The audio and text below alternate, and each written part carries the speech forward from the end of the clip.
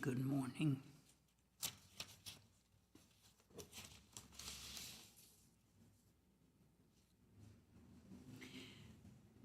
Om Asato Ma Sadgamaya Tamaso Ma Jyotirgamaya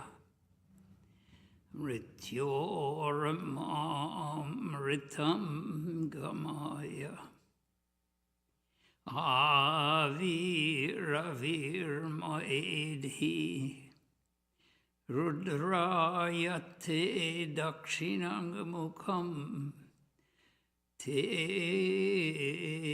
Namam Bahinityam.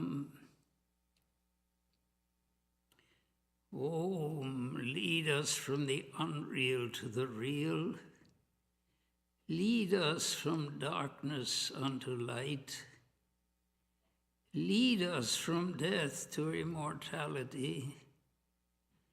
Reach us through and through ourself, and evermore protect us from ignorance by thy sweet, compassionate face. Let us sit quietly a few moments and meditate on the Supreme Spirit in any way we please.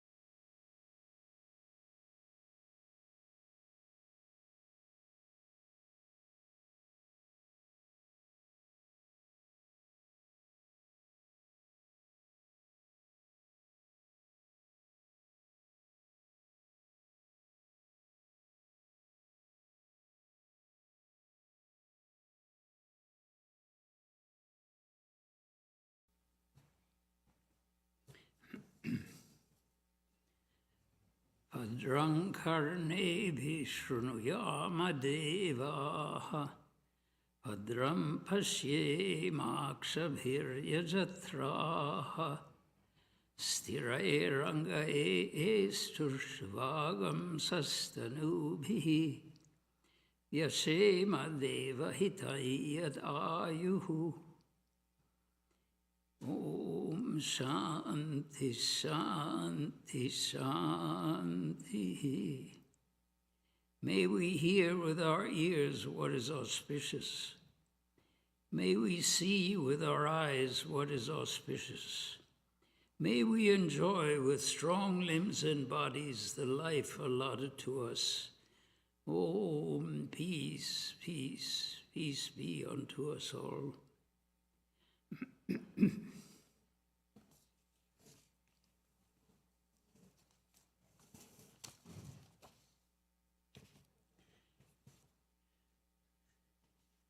The Holy Mother, traditional yet modern.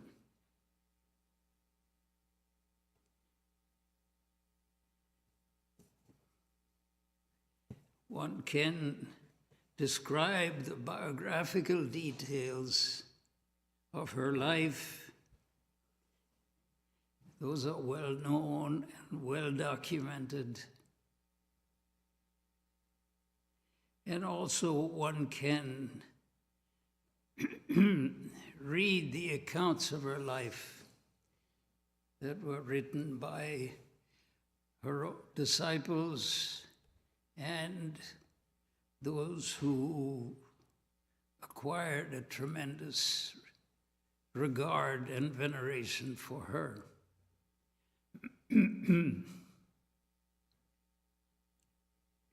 Yet in many ways she is not really as well understood as she should be.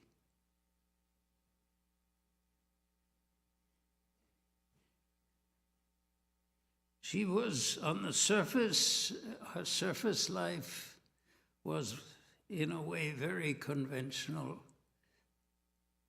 except for certain aspects later on. There was nothing extraordinarily remarkable about her in terms of what she manifested on the physical plane. She was very shy and very diffident of being in contact with many people. She avoided crowds. Sometimes she could not. But most of the time, her life was extremely quiet, extremely private. But she did manifest a tremendous spiritual force, a tremendous spiritual power. She herself was not aware of that to begin with.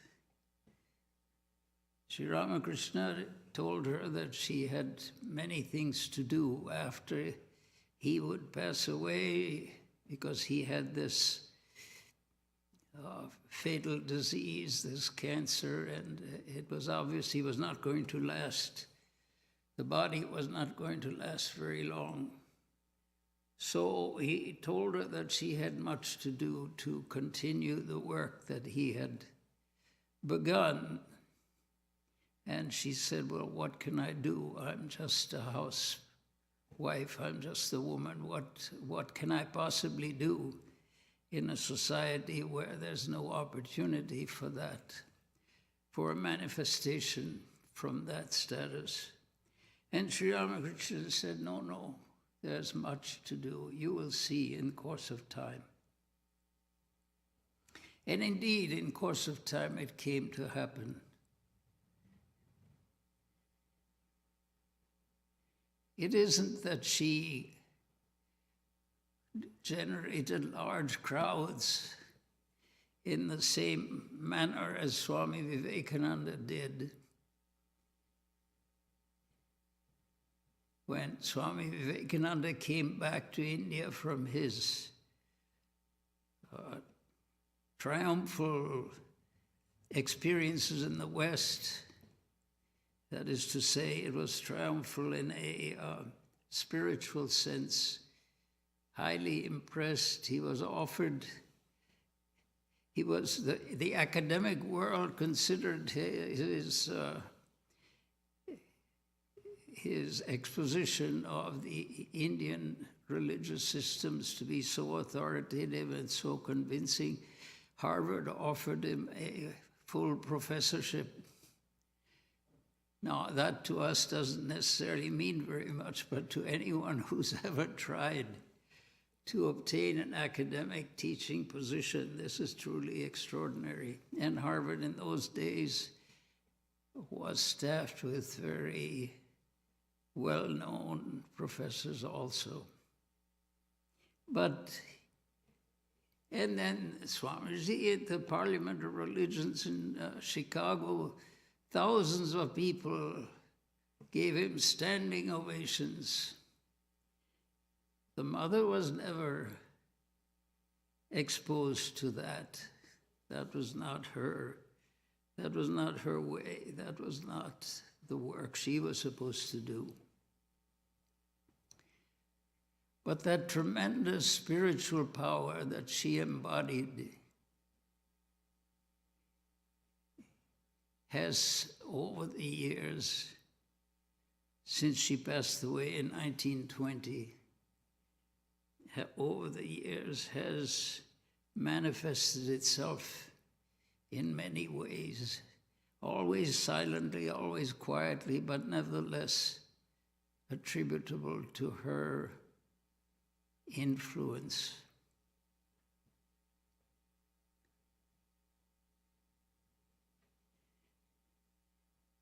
Some people originally were of the opinion that really nothing extraordinary was manifesting in her life.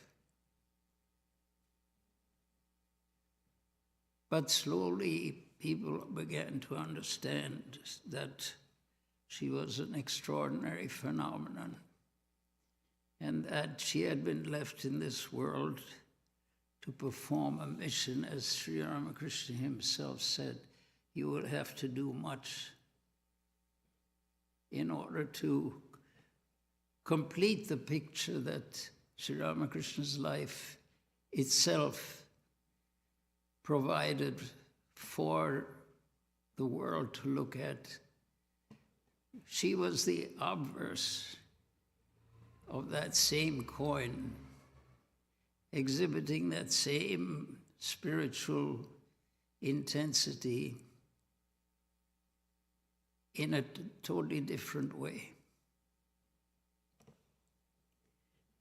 So she was very traditional yet modern is the title of this presentation, and on the surface it was very traditional.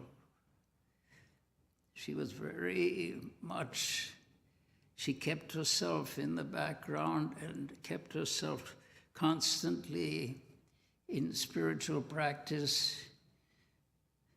She said she would repeat the name of God, this what is called japa, the repetition of God's name. She could do that 100,000 times a day, that sort of thing. So that there was that intensity. She was constantly in spiritual practice. Her mind was constantly devoted to that. But in addition to that, it was tremendously focused also on the needs of the people of this civilization, of this world, of this time. And she lived in these modern times. She lived through the First World War. She lived through all the different aspects of social development in these times. You could say that Sri Ramakrishna was living in a temple completely insulated from the exterior world in so many ways, whereas she was constantly involved in dealing with that. So it was the obverse and the reverse of that same phenomenon. But her realizations were of the most profound and the deepest level. It is the Vedanta phrases the ultimate reality in very significant ways. It isn't so much it isn't the question of doing this spiritual practice and doing that spiritual practice. It is not a question of attending this ceremony or that ceremony. It is a basic analysis of what this universe is and what the essence of life really consists of.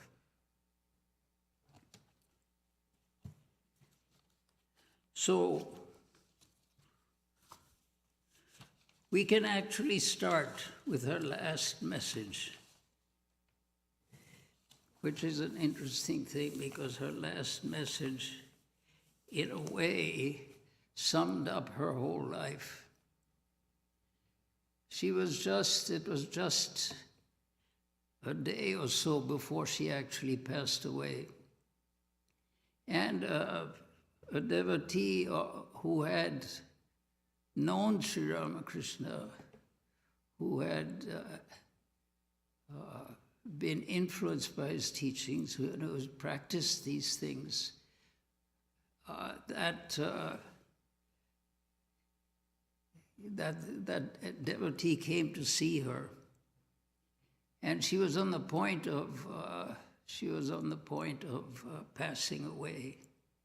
But when she saw this particular devotee, she roused herself, and she said to this lady, why do you fear? I tell you one thing, if you want peace of mind, do not find fault with others. Rather see your own faults. Learn to make the whole world your own. No one is a stranger. The whole world is your own. That was how she lived. She did make the whole world her own in so many ways and constantly.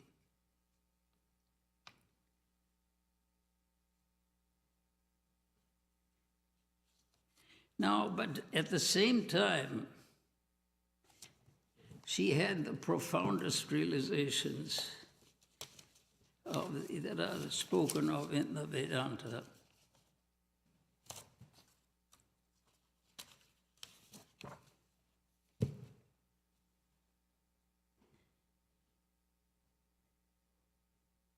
Realization of God according to the Holy Mother does not mean anything peculiar or abnormal. It enables a person to discriminate between the real and the unreal. It deepens a person's knowledge and consciousness and enables them to pass beyond life and death. Then, sounding a higher note, she said, in the course of time, God and other such things disappear. That's an astounding statement. In the course of time, God and other such things disappear. After the attainment of knowledge, one realizes that the Master, that is Sri Ramakrishna, and other forms of God are Maya. They come and they go. Once Swami Vedananda said to me, Mother, nowadays I see everything vanishing away. I said to him, but do not make me vanish. He replied, where shall I stand if you vanish? and this is the key now, if knowledge effaces the lotus feet of the spiritual teacher, then what will be its support? Then Holy Mother continued, God and his forms disappear after the awakening of knowledge. There remains only the Mother. One finally sees that Mother alone exists, pervading the whole universe. All differentiation is effaced. This is the simple truth.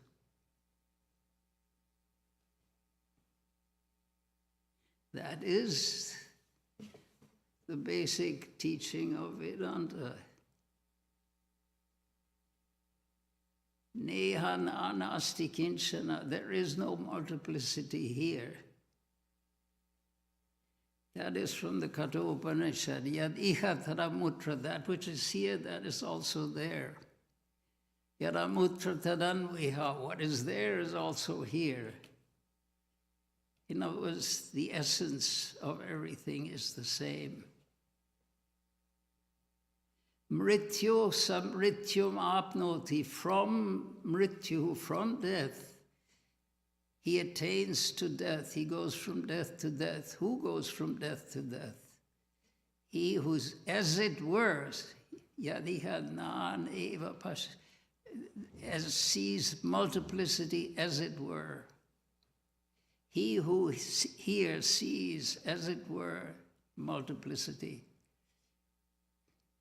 Our problem is that we see this and we see that, and we make a great distinction between this and that. And our whole life is dependent upon and dedicated to the idea that we have to very carefully distinguish between this and that, any two things.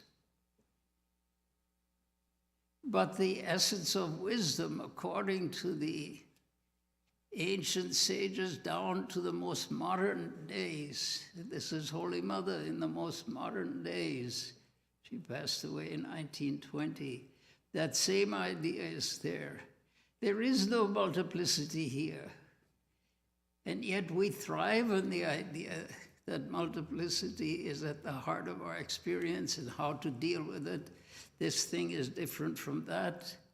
We try to see the difference between things. This is called science. Science is trying to see the difference between one thing and another, and very carefully note the effect that these differences have. And as a result of that, science has been extraordinarily useful in enabling us to live our life. And our life consists of seeing the difference between one thing and another. We get along very well in this world as long as we can carefully distinguish between one thing and another and treat this thing in this way, treat that thing in that way. This is the level of our common understanding. But spirituality is exactly the opposite. It is not we don't try to see the difference between one thing and another. Spirituality is trying to see that which is common between one thing and another, until finally we're able to see that which is present everywhere, that same reality which is present everywhere. And that is the realization of God, the realization of Brahman. The aim and purpose of spiritual life is that. So she says, in time, God and all such other things disappear. Mother alone remains. What she meant by Mother, that infinite reality, that supreme consciousness, whatever name you want to give to it, Brahman. This is also the message. This is the message of the Upanishads.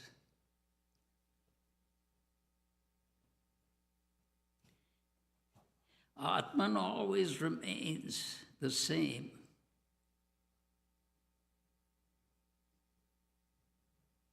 That is the point. Everything is illusory, even this body. These are the great shackles of Maya. Unless you can free yourself from these shackles, you will never be able to cross to the other side, to the other shore of the world. Attachment to the body, this identification of the self, the inner reality with the body, must go. What is this body after all, my child? It is nothing but 3 pounds of ashes when it is cremated. However strong or beautiful this body may be, it ends up in those 3 pounds of ashes. Yet people are so attached to it. What Maya!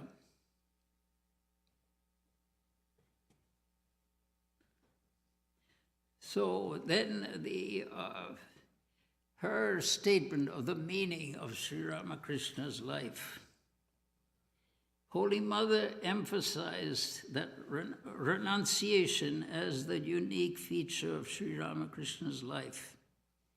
One day, a disciple asked her about the special message of Sri Ramakrishna. Was it not the harmony of religions that he experienced and taught? The mother replied, "My child, what you say about the harmony of religions is true, but it never occurred to me that he had practiced the discipline of different faiths with the definite idea of preaching this harmony. Day and night, he remained overwhelmed with divine ecstasy. He enjoyed God's sport by following the paths of the Vaishnavas, of the Christians, of the Musulmans, and the rest. But it seems to me, my child, that the chief characteristic of the master's sadhana, of his practice, was his renunciation. Has anyone ever seen such renunciation? This is his great ornament. Many think of God only after receiving blows from the world, but blessed indeed is he who can offer his mind like a fresh flower at the feet of the Lord from his very youth. One should practice renunciation.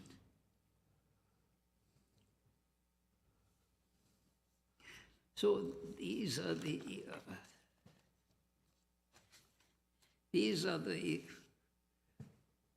trends that her mind emphasized.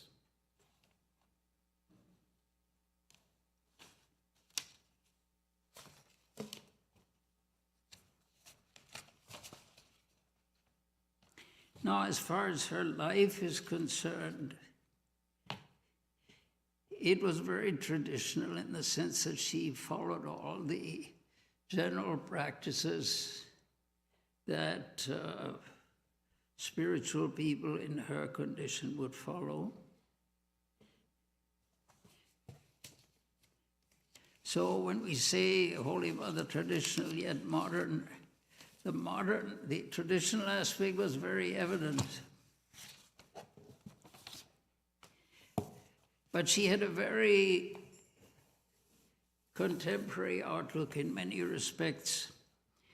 When Swami Vivekananda was in South India and people had received the news that there would be a Parliament of Religions in Chicago,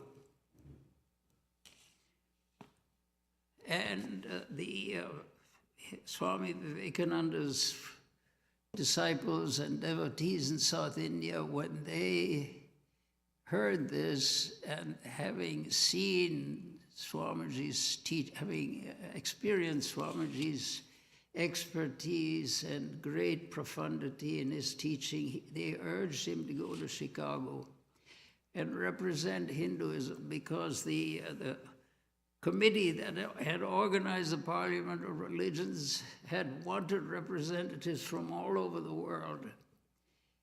And in fact, they did. But these devotees, only on the basis of hearing this news, urged Swami Vivekananda to go to Chicago and represent Hinduism. to give the authoritative expression of Hinduism at that parliament. And they didn't only urge him, they actually collected the money to do that. Swamiji was very distrustful of that. Unless it was really supposed to be a divine command, a divine principle, he was reluctant to go. But how to determine that? So he wrote to the Holy Mother. She was in Calcutta at that time, and he was in South India. Although she herself really didn't answer letters, she didn't write. She could write, she could also, her nephew had tried to prevent her from learning reading and writing and going to school, because his nephew's idea was women should not bother about such things. Anyway, but she had learned that, but she did not, she preferred to let others write her letters for her. Anyway, she sent a letter to Swami Vivekananda, and or she was going to, and she said, she thought to herself, no, why should he go to this foreign country where things are totally unsettled and he has no experience? It's a dangerous voyage halfway around the world. She said, no, I don't think, this doesn't sound like something that I would want to. My own child, she considered all the Sri Ramakrishna's disciples as her own children. I don't think I would want him to go, no. So she was going to ask that he be written, no, please don't go. Then a strange thing happened. Suddenly she saw, she had a vision, an experience, in which she saw the bank of the Ganges at Dakshineshwar, the Dakshineshwar temple, which Sri Ramakrishna spent most of his life, where Sri Ramakrishna spent most of his life. And she saw, in this vision, she saw the steps leading down into the waters of the Ganges, where people used to go for their bathing. And there were all sorts of people there in this vision she saw. Then she saw Sri Ramakrishna himself come down the steps of that bathing cot and enter the river. Of course, Sri Ramakrishna had passed away some 12 years or so earlier than that. Anyway, in her vision, she saw Sri Ramakrishna come down those steps, enter the water of the Ganga, and his body melt into the water. That she was totally, astonishing for her. But then a further event, she saw in the same vision, she saw next Swami Vivekananda coming down those same steps, enter the water into which Sri Ramakrishna had just disappeared and had just melted into that water, and take hands full of that water and spray it over what? Suddenly she saw a vast concourse of people. This is all in her vision. A vast concourse of people gathered about the steps of this bathing hut. And she saw Swami Vivekananda spread this water into which Sri Ramakrishna had just dissolved, so to speak, in her vision. And he spread this water broadside over the people there. Then she understood that this was a profound opportunity for Swamiji, that this was destined to happen, that Sri Ramakrishna had said that Narendra will teach mankind. And in her vision, she saw the symbolic representation of that the spreading of this water, which was Sri Ramakrishna dissolved, spreading it everywhere. So she understood that this Parliament of Religions was indeed a divine plan, a divine event. So she wrote back or asked that Swami Vivekananda be notified. Yes, yes, my son, please do follow that, go to the West, and this is Sri Ramakrishna's work. So this was a profound, had a profound effect. If she had not approved, Swami Vivekananda was not intending to go to the West, and the whole scenario would not have happened.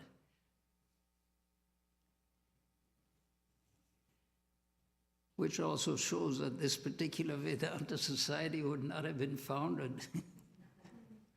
Because Swami Vivekananda founded this Vedanta society on April 14th, 1900. That would never have happened. So that was one thing. So it was her blessing, really, that is at the heart of all this Vedanta movement, all this work, all this this movement that has been going on. There's another aspect in which she played a key role. She, after Sri Ramakrishna's passing away, his disciples had decided to renounce the world, renounce the commercial life, and live a life devoted exclusively to spirituality, live a monastic life. They had decided that. They had taken vows, preliminary vows at Anpur in December of 1886. That was the home of one of them, the home of Babu Ram Swami Premananda. So they had decided on monastic life, and they were, they were carrying out that intention. But the point is, monastic life in those days exclusively meant the wandering monk. Where there were of course monasteries, there were institutions where a few monks used to live, but generally the monastic life meant wandering from one place to another, because the idea is it is for God and God alone. And so anything having to do with the worldly state or anything that was not directly involved with spirituality had been given up. It was for God and God alone. The monks wandered forth. And this has been going on for thousands of years. In the Upanishads, we have Yajnavalkya doing the same thing. You have an exact example of it. And so many great saints and sages came from this tradition. So this is the ancient, this was the ancient custom. And but the thing is that these monks simply go, and they go from one house to another. When time for food comes along, they can't go with their begging bowl from one house to another. They get a little food here, a little food there. You're supposed to go to a maximum of 7 houses. And the Buddhist monks even today do that. Traditionally, in the Buddhist countries, they go on the begging round once a day. And the people in the community consider it a great blessing to be able to offer food to these monks. And so in that sense, this custom has prevailed. But what it is where do these monks live? They go from the shelter, as she herself said, from the shelter of one tree to the shelter of another tree. Sometimes in a temple, but mostly under the trees they live. If the weather is good, that is fine. If the weather is not good, that is also fine. So, but Holy Mother was primarily a mother. I mean, not that she had any children of her own, but her motherly attitude was the defining aspect of her practical life. And so it gave her great pain to see the children who, that is to say, the young men who had been influenced by Sri Ramakrishna, to see them wandering from one place to another in search of food, in search of a little shelter, in storm and in sunshine and in storm, and enduring whatever that she... For them, they had dedicated their lives to that, but for her as a mother, this was very uncomfortable. Why should her spiritual children, the disciples of Sri Ramakrishna, why should they have to endure this? So she prayed to Sri Ramakrishna. She prayed to, she went to Bodh Gaya. Bodh Gaya is one of the principal Buddhist places of pilgrimage in India. It's where Buddha traditionally is said to have had his realization when he made this vow that he will sit under this tree until the realization comes. So all of these experiences are recorded in the Buddhist scriptures. So the Bodh Gaya is considered an extremely holy place. And so at one time, Holy Mother, when she went on pilgrimage after Sri Ramakrishna had passed away, went to Bodh Gaya. And she saw the monks there. There was a monastery, there was a shelter, there was a provision for plain food and clothing. And she said, why should my children, my spiritual children, have to wander from the shade of one tree to another? She prayed to Sri Ramakrishna, who had passed away by then, had passed away a few years earlier. She prayed to him, do not allow this to happen. Let them have shelter, and they will get together and they will teach the truths that you have discovered. So she is and actually this is what happened when Swami Vedananda came back from the West. He asked some of his disciples in the West for assistance. They gave him the money with which he purchased the Belur Mutt, and all these monastic institutions were started in that way. So the starting of the Ramakrishna order as a monastic institution was started earlier, but as a practical reality, it is due to Holy Mother that these centers are established, these monasteries are established, these temples and all of that. This is all part of that same philosophy. So it was her influence that really began this order in a practical way.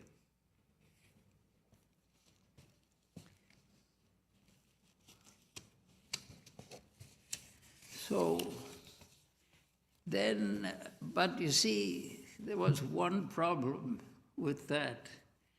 Holy Mother's mind was so highly pitched that once Sri Ramakrishna had passed away and it was no longer necessary for her to be concerned about the service of Sri Ramakrishna,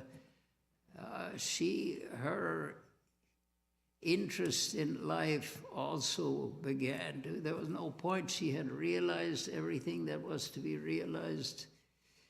She had understood the reality, and she had understood the appearance. We don't understand that. we don't see the reality, so the appearance is the only thing that we have. And so we deal with this world as it comes to us, and that is that is the way we manage. But she had actually experienced the reality. So the appearance was no longer necessary for her. And she began to lose all interest in life and all interest in going out. When her service was no longer needed for the Sri Ramakrishna, she lost all interest. But she had a lot to do. Sri Ramakrishna had told her that more people will come to you than came to this place, came to himself. You have a tremendous responsibility to carry on this work, this teaching, this movement that has been started. But she had because knowing Brahman, having an experience of that ultimate reality, there was no point. She saw the thing as it was. So why should she have to deal with a thing as it appears?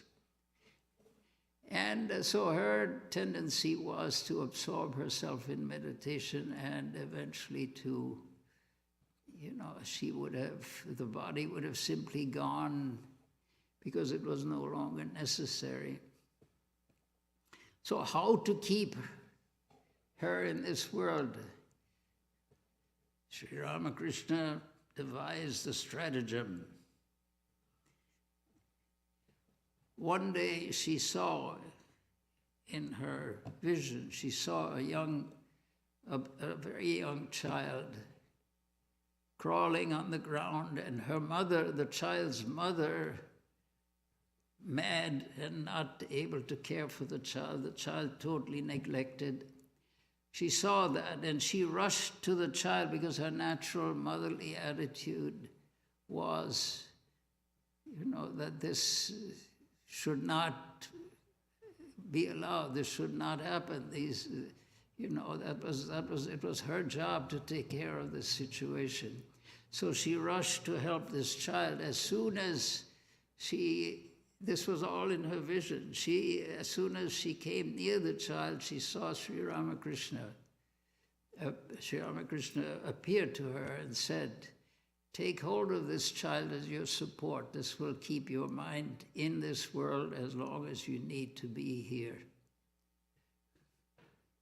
So that is the, one other aspect of Holy Mother's existence, that in order to keep her mind on this level, in order to do what she had to do, in order to inspire the many people who would come to her, she had to remain in this world, and her mind was going above, was going beyond, and detaching itself from all relativity.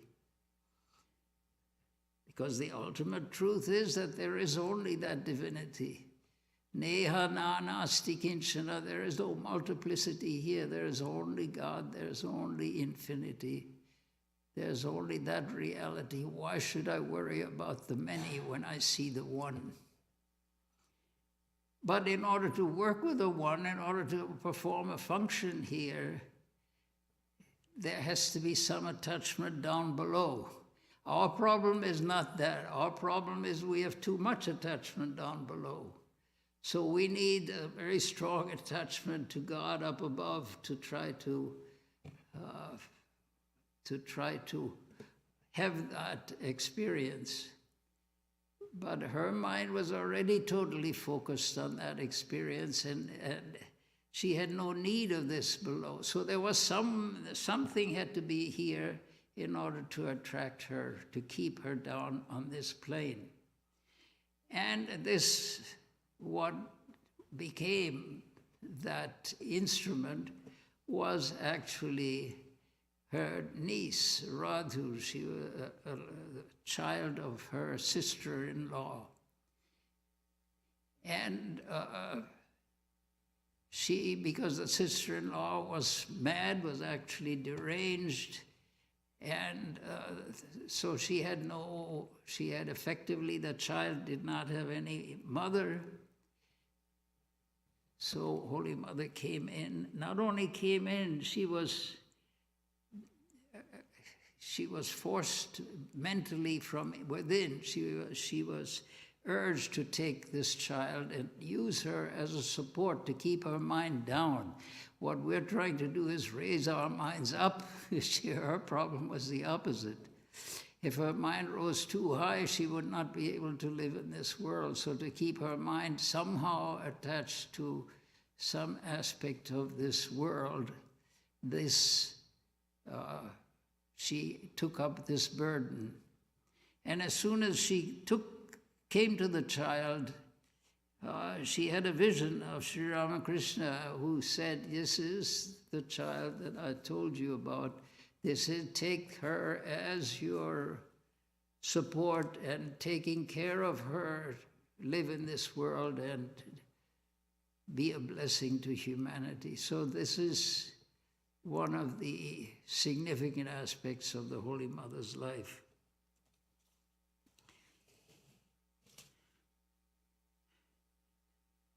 So this one can go on and describing her, because her long life, she passed away in 1920.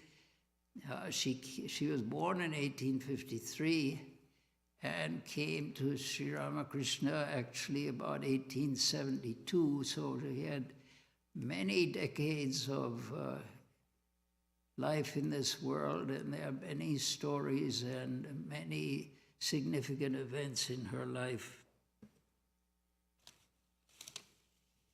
So but the message always is God and God alone. That is the message of Vedanta. That is the message of all religions.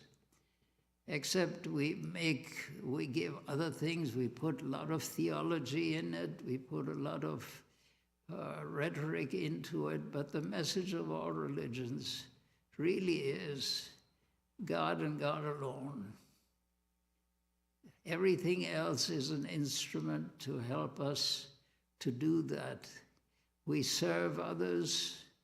We do so many things in this world in so many different ways, but the ultimate aim of everything we do, really speaking, is to help us to realize God. Even if we don't have that as an aim, even if we don't think of it that way, even if we're not at all interested in religion, the heart and soul of the matter is every action that we do. Incidentally, it may look like I'm doing it for some other purpose, some limited purpose. I want to earn money, I want to do this, I want to do that, I want to travel here, I want to do this, I want to have friends, I want to have these experiences. All these things are the temporary reasons that we give to ourselves for doing all that. But the aim, the actual aim of everything that we do, every little thing that we do, really is to realize God, to realize the infinite and the eternal, to realize that everything about us which is transitory, which comes and goes, is of secondary importance. There is within us something which has never come, and because it has never come, it can never go. It is, it exists, it is the essence of things. That is at the heart of every one of us. That is the heart, and to understand that, to realize that, to experience that, is the basic meaning of every action that we do, even the most selfish action. Really speaking, if we trace it to its source, it's an attempt to achieve the unchangeable, the infinite, the eternal. That is the reality, that is the only reality that exists. Everything else comes and goes. But first of all, we have to appreciate the fact that there is something which has never come and can never go, and that is at the heart of our experience. It's the heart of our desire. It's at the heart of everything that we are aiming for. That's why we say God and God alone. God is the name we give to that existence which is at the heart of every manifestation. And that is the aim of life, and that is why these great souls come. They come out of our desire to reach that state, because we desire to reach that. That itself manifests in so many ways in front of us. In one aspect, it manifests as the universe. In another aspect, it manifests as the saviors, as the great souls, as the forces that will pull us out of this.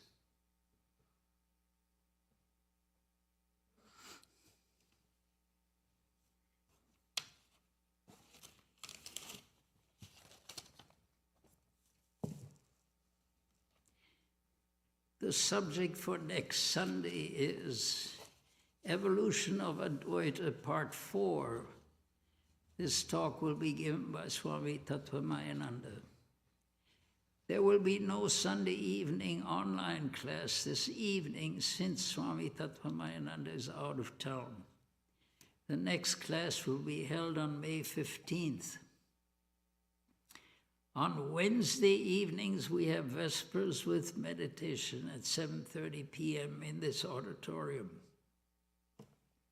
On Friday evenings, Swami Vedananda holds a scripture class at the Old Temple at 7:30 p.m. Please use the auditorium entrance on Filbert Street. The current text for study is the Bhagavad Gita. The class is also streamed on YouTube and Facebook. At present, the bookshop and library remain closed, and childcare is still not currently available during lectures and worships. Your cooperation in being fully vaccinated, wearing a mask, and maintaining 6 feet of distance is greatly appreciated. If you would like to make an offering, a collection plate will be available on the cart at the door as you exit. There is also a mounted offering box near the auditorium door in the foyer. You and your friends are cordially invited to attend all of our services. After the lecture today, there will be a question and answer session in Vivekananda Hall, and all are welcome.